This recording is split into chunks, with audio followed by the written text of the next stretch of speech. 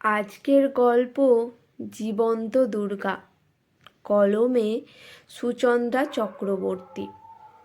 অষ্টমীর সন্ধে। নিঝুম আলমারি থেকে লাল পাড় শাড়িটা বের করলো।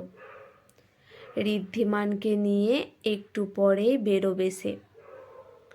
পুজো মণ্ডপে সন্ধি পুজো আধ ঘন্টার মধ্যেই শুরু হবে। ঋদ্ধির একটা পা কাটা গেছে গত বছর ট্রেন অ্যাক্সিডেন্টে। তারপর স্ত্রী নিঝুমই হয়ে উঠেছে অনাথ ঋদ্ধির মা, বাবা, বন্ধু, সব কিছু।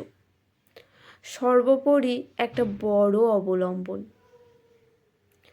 তোমায় দেখতে এক্কেবারে দুর্গা প্রতিমার মতোই লাগছে নিঝুম। ধুস, কী যে বলো না তুমি, বলে লজ্জিত মুখে নিঝুম বলল। পাড়ার এই পুজো শুরু হলো বলে চলো এই বেলা যাওয়া যাক, নইলে দেরি হয়ে যাবে। আচ্ছা চলো। নিঝুম হুইল চেয়ারে বসে থাকা ঋদ্ধিকে নিয়ে এগিয়ে গেল মণ্ডপের দিকে। মণ্ডপে যাওয়ার পথে হঠাৎ কিছু বখাটে ছেলে ওদের পথ আটকে দাঁড়ালো। ওদের মধ্যেই একজন টোনও কাটতে শুরু করলো। উফ মামনি, এত সুন্দরী হয়ে কিনা শেষে একটা খোড়া লোকের সাথে থেকে জীবন নষ্ট করবে? তা কি হয় বলো? অন্য একটি ছেলে পাশ থেকে উঠে বলল, সেই তো আমরা থাকতে তোমাকে কি কষ্টে থাকতে দেখতে পারি বলো তো? ঋদ্ধি উত্তেজিত হয়ে কিছু একটা বলতে যাচ্ছিল।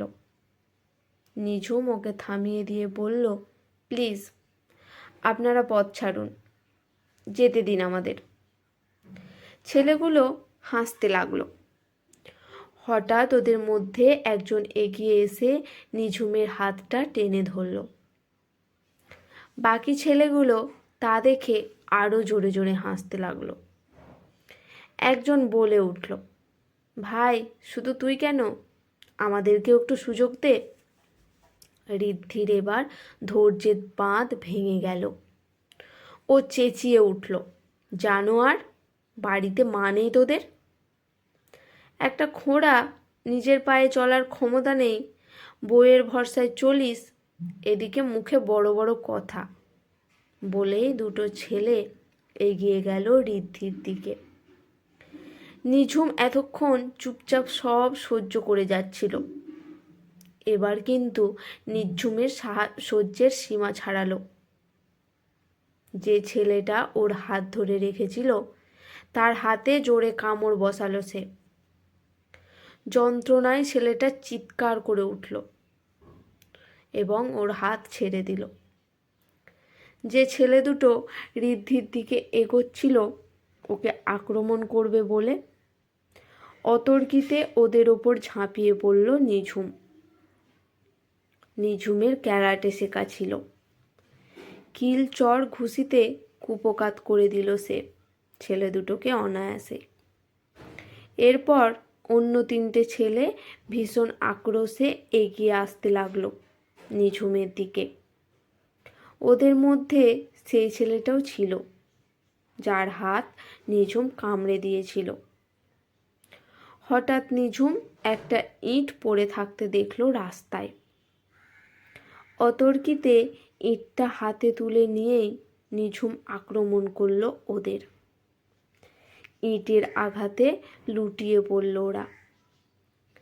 নিঝুমের চোখ দুটো তখন ভাড়ার মতো জ্বলছিল।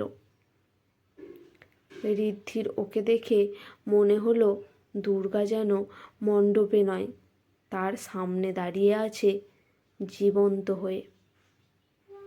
আজকের গল্পটি আপনাদের কেমন লাগলো অবশ্যই আমাকে কমেন্ট করে জানাবেন।